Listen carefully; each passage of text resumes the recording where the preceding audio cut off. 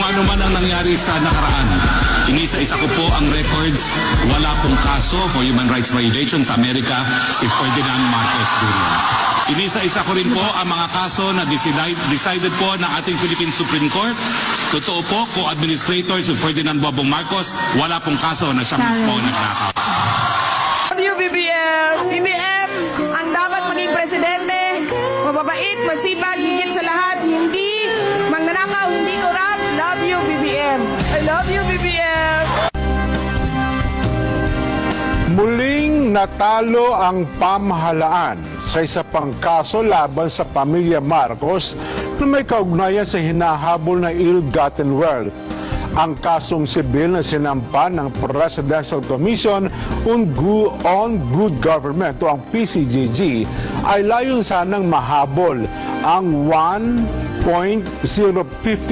billion pesos na halaga ng ill-gotten wealth.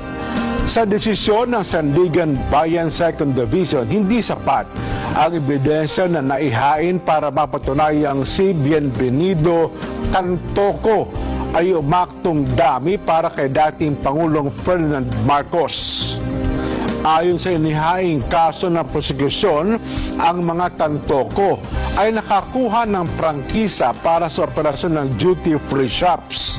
Layo naman nitong ikubli ang totoong pinagmulan ng kanilang kayamanan. Ayon po sa Anti-Graft Court, ang mga dokumento at testigong ipinresinta ng state prosecutors ay bigong makapagpatunay na may conspiracy sa pagitan ng pamilya Tantoco at Marcos. Ito ay kalawang forfeiture case laban sa mga Marcos at kanilang umano'y kasabuat na nabasura ng Sandigan Bayan ngayong taon.